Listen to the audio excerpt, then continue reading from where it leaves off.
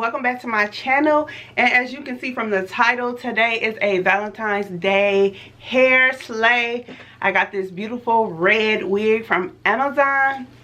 I will have all the details listed below on this wig. I believe I paid between $35 and $40 for this synthetic lace front wig. If you want to see how I slayed this wig beginners friendly, then keep watching. I think it came out pretty great, guys, so I hope you guys enjoy it. I'm not an expert at doing this. I am a beginner and I think I did pretty well. So if you're a beginner too and you want to see some tips on how to lay your wig, melt your wig down, keep watching.